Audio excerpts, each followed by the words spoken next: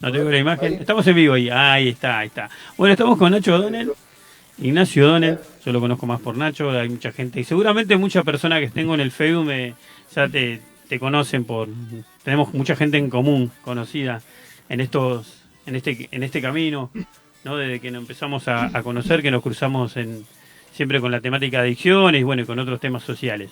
Bueno, yo hablaba al principio del programa, cuando te presentaba, decía, bueno, Ignacio Donnell es magíster, que es una de las preguntas que te voy a hacer al principio, porque yo mientras sacaba el perro hoy en la mañana decía, bueno, Nacho, ¿qué es? Bueno, digo, es magíster en adicciones, y bueno, vos fuiste subsecretario de la CEDRONAR, estuviste director en el hospital Laura Taborda, ¿no? De El Cenareso. buena, Buenaparte, siempre me confundo. El Buenaparte, y bueno, y también trabajas en una fundación y bueno, estás abocado hace muchos años a la temática de las adicciones, en la prevención y la asistencia. Pero hay una de las cosas que digo, ¿qué es Magister? ¿Viste? Cuando yo digo es Magister, digo, suena como muy potente, ¿viste? Digo, bueno, él es Magister. Y digo, ¿qué es ser Magister? No, no, quiere decir que con este, pese a la cara de bruto, dice primero la licenciatura, o sea, licenciatura y después una maestría. La maestría son como 2 años de cursado más y un año para escribir la tesis. Entonces son como 3 años más de universidad. vos ya hace mucho tiempo, aparte como funcionario, donde te ha tocado también, bueno, das capacitaciones, eh, has reconocido haber pasado por las adicciones. Sí, ¿Es por eso totalmente. que te abocaste a la temática? ¿Cómo fue tu caso? ¿Cómo fue tu recuperación? Ya que estamos, porque bueno, vos tenés un cargo acá bastante importante y una responsabilidad social muy grande, porque ya te dedicas a eso y me parece que también cuando uno muestra historias de decir personas que hoy están insertadas en la sociedad, que pueden conllevar su vida más allá del mambo que tenga cada uno, hay personas que aportan a la sociedad y en tu caso yo lo decía que sos parte de una estructura en la Argentina con la temática de adicciones, que eso siempre podés sumar tu porotito ahí. Entonces eso es un logro bastante grande también.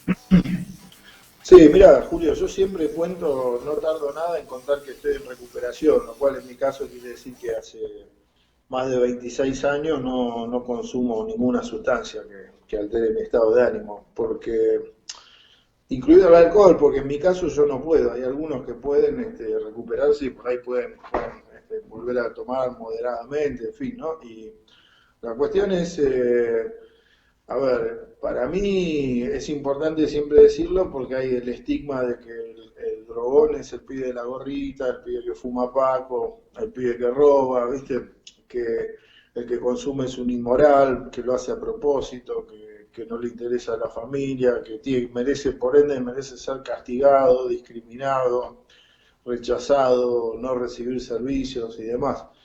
Y el tema es, hay consumo en todas las clases, consumo de sustancias legales, la abuelita que toma los ansiolíticos, el que toma, digamos, puede tomar un whisky más caro, más barato, una marca mejor, peor, pero también eso, ¿no? Que en las universidades hay adictos, que en los trabajos hay adictos, que en los cargos hay adictos. Entonces siempre Pero cuento eso, siempre. qué pensás, Nacho? Disculpa que te interrumpa porque también se mete una mirada a nivel social también que te quería preguntar. Y si, qué crees que pasó en el tiempo para que una persona pueda decir hoy, sí, pasé por el consumo o sí la vengo peleando? Porque también era algo que no se hablaba, en la familia se ocultaba, de decir que tenés un hijo o un familiar en adicción era como, no sé si hay cosas peores o no sé qué pasó, pero antes era como no se podía decir eso, no se hablaba. Mirá, Julio, va muy de a poco. A mí me hicieron una nota en Infobae un domingo que lo lee, viste, no sé, 4 millones de personas. Yo nunca vi un funcionario ni un profesional de las adicciones que lo diga.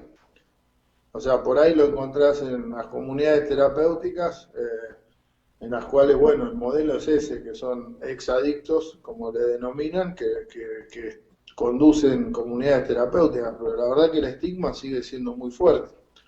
Y yo lo hago a propósito, pero digamos, de los profesionales que se dedican o de los funcionarios, yo nunca escuché a menos que lo hayan enganchado en uno, a ningún funcionario que lo diga, digamos, como que tuvo problemas de adicción. Si bien de a poco va, como decís vos, se Bueno, fue se va. conocido, se me vino a la cabeza como, ay, que era el novio de la Cipolitaski, no me acuerdo, Sí. se me vino A mí se me vino a la cabeza ese también. Otavis. Otavios, que después salió a hablar un poco y bueno, me cayó Sí, simpático. Viste, nosotros con las personas que más o menos que son adictas y tratan de hacer algo bueno, después ya le tomamos cariño, ¿no? Cuando se quieren rehabilitar. claro. Sí, y bueno, siempre sale también o el ejemplo de Chano que choca los autos o de Charlie que quedó un poco golpeado, pero digamos, no sé, no, viste, el tema, yo no conozco muchísima gente que tiene 5 10 15 años recuperados o en recuperación, según cómo le llama cada uno, y que no aparecen en los medios, viste, no se escucha, no se habla, siempre se habla de la persona que volcó hace poquito tiempo y que dice ahora que sale al mundo decir ya estoy recuperado o se limpia de alguna cagada que se mandó, viste, o le sirve para otros fines, pero digo, falta mucho y hay que seguir con eso. ¿Y cómo se te dio a vos empezar a trabajar en esto? ¿Se te dio porque, no sé, vos te fuiste a una comunidad? ¿Dónde hiciste vos hiciste un tratamiento? Sí, ¿Hiciste algún sí, yo, recorrido de recuperación, entre comillas? Porque ¿qué es estar recuperado? Eso no lo vamos a hablar ahora porque, bueno, es un enigma que está bueno que después se debata en espacios que, bueno, encontrarán muchos porque, bueno, ahora vamos a hablar del curso que estás armando, pero claro, eh, digo, ¿cómo hiciste ese camino? yo no podía parar. O sea, en mi caso fue una novia que me dijo, como estaba muy enganchado con ella, me dijo, si no parás, no vamos a salir más juntos. Y me llevó a Narcóticos Anónimos primero. Pero yo no podía parar porque iba por ella, ¿viste? Entonces después, en momento yo había tomado un laburo nuevo, más exigente, iba a dar un curso en la universidad, qué sé yo, y como que me empecé a poner presión y bueno, yo sentía que me volvía loco, porque estuve semanas sin dormir casi, o sea, durmiendo muy mal y era estando limpio, ¿viste? Sin consumir nada, entonces era me levantaba a la hora diciendo faltan 7 horas para ir a trabajar, a la hora sí, faltan 6, faltan 5. Estaba muy deprimido, anémico y tuve un intento de suicidio muy grande. ¿Viste? Me corté todos los brazos, terminé en el hospital al borde de la muerte, tenía 10 minutos más de vida. Y de ahí me llevaron a un psiquiátrico y viste y veía personas viste, como oligofrénicos que se vomitaban en la comida, gente que estaba muy mal y por suerte me sacaron rápido, porque estaba muy dopado y yo decía, acá no pertenezco. De ahí me llevaron a un centro de tratamiento súper caro y yo decía, con todos los disgustos que le di a mi familia, va a empezar a hipotecar la propiedad de lo que tienen, ¿viste? Entonces ahí dije, ninguno de estos dos es para mí ni para un adicto. Y ahí surgió mi vocación. Igual siempre tuve un interés por los márgenes, ¿viste? ¿Qué será la conciencia en ese momento, ¿no? En el tiempo límite la conciencia. Ya estaba de último, pero en un momento sí conciencia. No, acá no, acá tampoco, bueno, acá empiezo a hacer recorrido. Que es, la otra vez hablaba con otro muchacho que está en un proyecto muy lindo allá en provincia, también por ahí con una realidad, no, bueno, una realidad muy parecida, ¿no? Sí. Y también es el momento justo de ese análisis, ¿viste? Decir, ¿de dónde salió este pensamiento? Es decir, la coherencia, ¿no? Y ya te digo, a mí fue esta mujer que me dijo, bueno, como que me puso la presión y después se ve que el tema de la recuperación me fue calando, porque yendo a los grupos de NA, de narcóticos, viste, escuchaba, al principio me interesaban las historias, porque en esa época eran historias de Far West, viste, no era que te hablaban de recuperación, te hablaba de cuál era más bravo que el otro, entonces, eh, ya te digo, siempre tuve un interés por los márgenes por la marginalidad, ¿viste? Y todo, una fascinación por todas esas cosas, ¿no? Y la verdad que. Entonces, de a poco me fue calando y yendo a los lugares, o sea, estando bien ahí, me empecé a dar cuenta de que no. Que estaba mal, ¿viste? Y que mi vida no iba para ningún lado, que tenía una vida más allá del consumo, tenía una vida muy chiquita, muy horrible, ¿viste? O sea, y muy repetitiva. Y veía que los sueños que yo tenía de chico no se estaba cumpliendo ninguno y era una excusa con patas, ¿viste? Daba mucho, daba disgusto, daba consejos, daba lástima. Narcóticos Anónimos, para la persona que no conoce, son los grupos que se arman en las parroquias, ¿no? En las iglesias. O sea, es un grupo donde la gente va Sí, los días que le parece necesario y es que no es que se queda ahí, se queda a dormir, no es nada parecido a una comunidad terapéutica, es algo libre. Y sí, bueno, también funciona, digamos, ¿no? sí, son grupos de ayuda mutua. Entonces funcionan por identificación y bueno, son interesantes porque a veces ya más allá de la clase social, sea rico, sea pobre, sea profesional, se venga de la calle, o sea, es como hay una identificación en el dolor de la adicción, conocer el horror, ¿no? Y por otro lado la alegría de la recuperación. Así que eso es como una hermandad que se genera entre personas de los más diversos orígenes. Vos empezaste ahí, empezaste a ir ahí, empezaste a recuperarte, y ahí empezaste a estudiar qué, psicología, operador terapéutico. Y yo, viste, como venía muy psiquiátrico, demoré un tiempo, pero después hice esta maestría, porque yo soy sociólogo de formación original, ¿no? Y el tema es como, me estudié muchísimo tratamiento y bueno, como decís vos, dirigí Casa Flores, un centro de tratamiento, los dispositivos en Villa, que ahora todavía están ahí en Barracas, y bueno, y me dediqué mucho a la asistencia, pero también como sociólogo no te dan ninguna cabida, digamos, en los centros de tratamiento, o sos psicólogo, o sos psiquiatra, en todo caso trabajador social.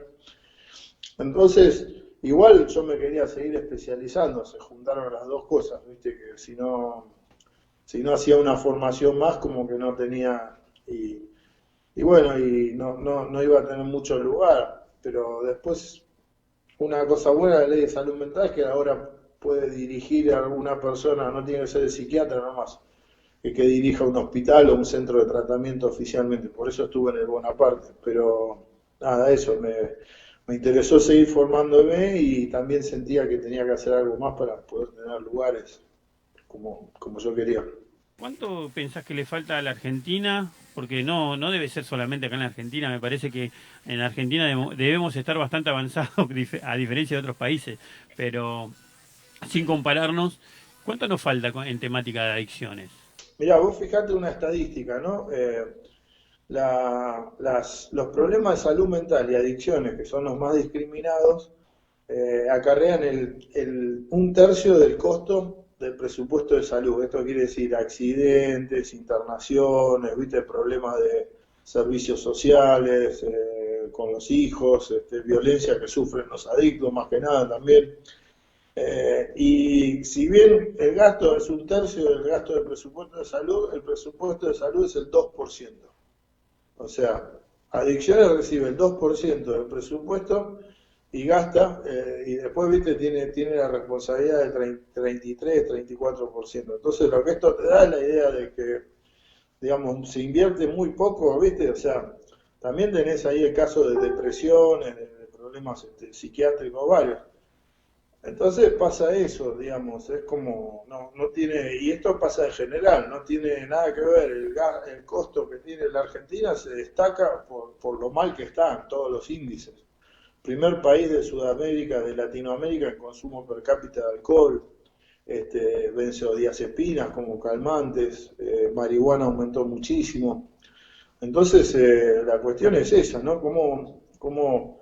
Digamos, creo que también tiene que ver con la ignorancia, la discriminación, el ocultamiento, también, digamos, como el país, ¿no? La cultura del país, o sea, la situación del país, la historia cultural, política, social, económica. Así que la verdad que estamos mal, ¿viste? Y los sistemas que se usan son perimidos, son muy antiguos, ¿viste? Yo no digo, hay que, entre los tratamientos profesionales muy breves y las comunidades terapéuticas larguísimas, todos te dan el alta y es una enfermedad que se cronifica para algunos de nosotros, entonces es de cuidado de por vida. Entonces, viste, ya de por sí el sistema está mal, está mal Es un tema organizado. complicado también las metodologías, porque a veces se encuentran, así como vos contabas AA, yo por el lado de también hice un tratamiento en una comunidad terapéutica, después conocí gente que ha hecho tratamiento en una granja, hay gente que no sé, se ha ido al campo, otra gente que se ha quedado en su casa, otra gente que dijo un día no quiero más, igual que con el pucho, con otras cosas, y es como un gran dilema todo eso, ¿no? Y tal vez en cierta manera también que pasa mucho internamente también las diferentes miradas en diferentes comunidades, diferentes tratamientos. Capaz que eso siempre va a estar, ¿no? Capaz que siempre va a estar esas peleas, pero es muy difícil definir una sola cosa en esta temática, ¿o no? No sé cómo es, porque... Es muy importante, que justamente es parte del problema. O sea, hay gente que se recupera casándose, hay gente que se recupera teniendo un hijo, hay gente que se recupera porque tuvo un accidente, porque se murió un amigo, porque se dedicó al deporte, al trabajo social, ¿viste? O sea, como veo, vos, viste que has encontrado un sentido de vida ahí, en la militancia, en la cultura, digamos. O sea, hay tantos modelos de recuperación que como personas. Entonces eso es muy importante, porque cada uno se casa con su librito. Y no es así. Entonces uno tiene que, qué sé yo digo, si la persona es evangélica, bueno, acerquémosle a alguien que va a la iglesia evangélica y que sea un referente. Si quiere hacer cultura, viste, ayudémoslo a que haga cultura. Lo que pasa, bueno, justamente yo hablaba de los modelos nada más que de tratamiento, porque una cosa, digamos, me refería a cómo tiene que mejorar el tratamiento. Y el tratamiento son los primeros 10 minutos de la recuperación. Vos tenés una persona que es diabética, hipertensa, además, el tratamiento, o sea, es nada más que la primera parte, el mantenimiento es mucho más importante del tratamiento. Entonces, digamos, sí, por eso yo soy muy crítico, y no solo pasa acá en el país, ¿viste? Pasa en Me todos gustó los... esa palabra, el mantenimiento. Hay que mantener cada dos por... Siempre hay que hacerlo mantenimiento, ¿no? Sí, sí, hay que ir a hacer el cambio de aceite, filtro. Sí, sí, por el mantenimiento, no, no, pero es importante lo que sí, sostener en Pero es el tiempo, porque en constante, realidad los resultados son en el tiempo, ¿no? ¿Qué pasa ponerle qué pasa con el debate actual de la despenalización del consumo, el cultivo de la marihuana, en algo que avanza? Después, ¿cuánto tiene que ver también los casos agudos vos nombraste hoy? Bueno, no solamente la gente, el adicto no es solamente el que fuma Paco, el que está en la villa, sino que me parece muy buena esa mirada también. Pero no sé si hoy se separan, porque, a ver, no sé cómo expresarlo, pero con el tiempo la medicina también se fue separando y ahora vos tenés especialistas hasta de uña, entonces cada parte del cuerpo. Entonces en la materia de las adicciones como que se están separando y uno ya hablamos en estos tiempos de reducción de daño. Quiera o no, uno empieza a hablar de reducción de daño, lo empieza a ver en algunos amigos, como dijiste vos. Dijiste, hay personas que pueden consumir alcohol y yo no, y no por eso voy a estigmatizar, pero ¿cuánto avanzamos a decir cuánto hay de realidad en esto, ¿no? Por ejemplo, decir, bueno, la especialización del consumo de marihuana se va a dar en un paso, dijiste que subió el índice de consumo de marihuana. ¿Cómo ves sí. eso? ¿Cómo ves eso? No sé cómo decírtelo. Me metiste en varios temas juntos. Un par son de los debates actuales, ¿viste? O sea, el tema de la despenalización es como, digamos, es complejo, porque penalizar, si vos estás en Portugal, que tiene el país la política de drogas más moderna del mundo, te encuentran con más faso del que deberías tener, te meten preso, o fumando, no te meten preso, te ponen una multa, eso ya es una pena. Entonces, por otro lado, bueno, pero no va por ahí el tema. Tiene que ver con, o sea, vos fíjate, Estados Unidos, que se murieron, no sé, 500.000 mexicanos por el tema del tráfico, y bueno, y ahora Estados Unidos lo legaliza. ¿Entendés? O sea, es un mundo muy loco. ¿Viste? Te fumás un porro en Colorado y cruzás a Oregon y te meten preso, y en Colorado no, te lo podés fumar. Entonces yo creo que la regulación, la despenalización son todas cosas que se vienen, digamos. Entonces poner el alcohol está mal regulado, está regulado, pero Bueno, cualquier pero pibito vos justamente nombraste Estados Unidos. Estados Unidos hace poco marcharon unos muchachos que están en contra de la cuarentena, todos enfierrados, y después también claro, hay estados que no sé todavía tienen la pena de muerte. Estados Unidos es sí, un sí, caso muy por eso digo particular, ¿no? eso. Esa sociedad.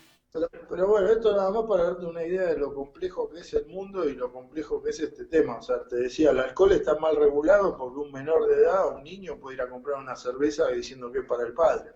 O no, diciendo nada, ¿entendés? Un vino. Entonces el tema es algo que se viene. Entonces el tema es cómo se regula. La cuestión de la marihuana es interesante, porque creo que en los últimos 10 años se quintuplicó el consumo. ¿Qué pasa? Si vos, está demostrado en términos generales que si vos empezás a consumir una sustancia después de los 18 años, hay muy bajas o bajísimas posibilidades de volverte adicto. Entonces ahí la importancia de la prevención, ¿no?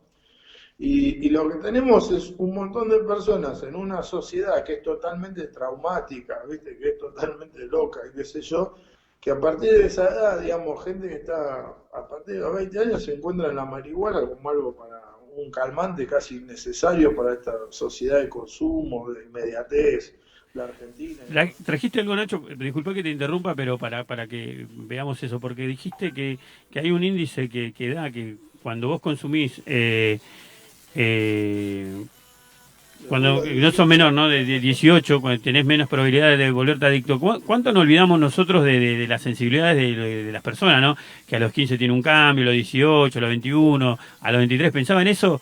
Me vino esa ficha ahora. Bueno, mi programa se llama Loco el Escabeche, por algo, ¿viste? Entonces yo excuso cosas que agarro, pero me pareció interesante eso porque tiene que ver mucho. Uno está con lo automático y no quiero usar metáforas, pero es un poco la realidad. Uno está con el automático, con lo que tiene que hacer el día a día. Bueno, ya podés ir a buscar trabajo y hay cambios emocionales muy importantes en el ser humano y Claro. no lo registramos.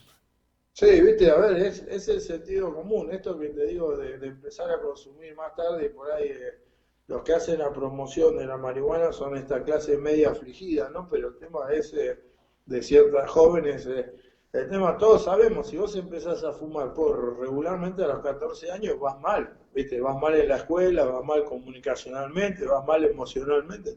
Entonces los que lo promocionan son otros. Y el tema, viste, bueno, eso si querés te comento lo que yo opino de la reducción de daños. También, si Sí, querés sí, llevar a sí. otro tema. No, no, no, no, pero El- está bien, está bien. Lo que pasa es que yo también debatía con algunos que son pro cultivo. Le decía, ustedes son, dicen que el cultivo, le digo, dicen que el autocultivo va a terminar con el narcotráfico, pero quieren vender los frascos a 5 lucas, le digo. claro. Y Entonces le bueno, digo, es así. entonces se vuelven todo narco enseguida, ¿viste? Entonces no es contra el narcotráfico, no sé cómo decirlo, pero tiene que ver con una discusión, como decimos, más profunda, más seria, ¿no? Sí, lo que pasa es que, bueno, los cambios son inevitables. Lo que pasa es que, bueno, a ver, cómo lo maneja el Estado? Si el Estado no tiene buenos, lo tiene que manejar de una manera, si no tiene buenos servicios de tratamiento y de prevención, es un poco peligroso liberar mucho las políticas de drogas, ¿no? Y después está la diferencia siempre que marcan por ahí los curas, es distinto. Hay 5 veces más consumo en una villa, en un asentamiento que en un lugar de clase media, media alta, porque, digamos, muchas de las personas que tienen adicciones en los barrios populares, como le dicen, te escuché una vez, dice, Juli, Víctor, ¿por qué no le dicen villas si se dejan de joder Sí, yo le digo eh, Villa, ya, listo, dígale Villa, ya está. en tu programa? Pero entonces el tema sabemos si los adultos tuvieran trabajo y los jóvenes tuvieran actividades, mejor educación y demás, no consumirían. Por eso es tanto más alto el consumo, digamos, muchos zafarían con otra cosa. Entonces no sé cómo me llevaste a este tema, pero No, no, no, medio... me parece interesante. Yo, a ver, Nacho, es importante. Después vemos la gente si cuánto ve o cuánto escucha, no, pero vos estás yo te decía, sos una persona que, no sé si vos lo ves así, pero estás dentro de ese equipo que trabaja en el Estado, que es parte de políticas públicas. Y es muy importante ver cómo pensás vos, para que la gente te conozca, que conozca que, bueno, también sos una persona que muy allegada, que tenés una sensibilidad con el tema que te involucrás, pero también tiene que ver con lo profesional y el ámbito donde te moves y me parece muy interesante que tengas estos temas. A veces se le esquiva al tema de la despenalización del consumo, se le esquiva a las diferentes realidades de las villas, se le esquiva a estas cosas internas que vos criticás también, como dijiste vos, la falta de presupuesto. Si tenemos el 2% de presupuesto en salud, bueno, hablemos de eso, ¿no? Y hablemos que la recuperación, me parece que por eso me parece que ir por varios temas me parece que es piola. Y me decías vos que también tenías una opinión sobre la reducción de daños. Sí, antes de que eso quiero decirte que por ahí sensibilidad, evidentemente sí he ocupado muchos cargos de mucha responsabilidad, pero respecto a la sensibilidad social y eso yo te digo, la verdad, hoy me levanté pensando en el laburo que hacés vos, viste, ahí digamos, ayudando a la gente con el alimento, o mismo los curas, ¿no? Que están metidos en barrios recontra, que están en serios problemas, ¿no? En este momento, así que la verdad que yo me siento muy burgués y cómodo en mi casa, o sea, por ahí contribuyo de otro lado, estudiando, concientizando, ¿no? Y demás, pero digo, para eso mi admiración. Y el tema de la reducción de daños, mira, en primer lugar, o sea, el problema en la Argentina tiene que ver con esto también. Yo, la verdad que digo cosas que no son muy políticamente correctas, pero a veces las estrategias que se usan, mismo, qué sé yo, hay personas que usan mucho esto como el mensaje es consumí menos, un poco menos, o consumí de la buena, ¿viste? O sea, el tema es el mensaje subliminal, porque vos podés decir, o sea, yo un pibe que está Para, consumiendo, no para, para sé, que la gente, para que la gente, perdón Nacho que te interrumpa, porque para la gente que está del otro lado, que está escuchando, está viendo esto es lo que dijiste vos, consumí de la buena en un momento, fue una campaña, me acuerdo que me parecía que, no sé hace cuántos años, pero hubo una campaña donde decía, si consumí merca, consumí de la buena, algo de eso, creo que era la campaña, o no sé si hay una campaña así, pero me lo trajiste a la cabeza, es real, gente, no es una metáfora, quería decir eso. sí, el tema de la persona adicta, digamos, vos tenés una persona que tomó alcohol durante 20 años o consumió drogas, como es mi caso, durante 16 seguidos, y viste, y yo, digamos, es difícil que esa persona pueda controlar. Algunos pueden, pero son los menos. Y por otro lado, o sea, se quiere usar el modelo de reducción de daño como un modelo, y en realidad la reducción de daño surge del intercambio de jeringas en Europa y de la metadona para sustituir a la heroína.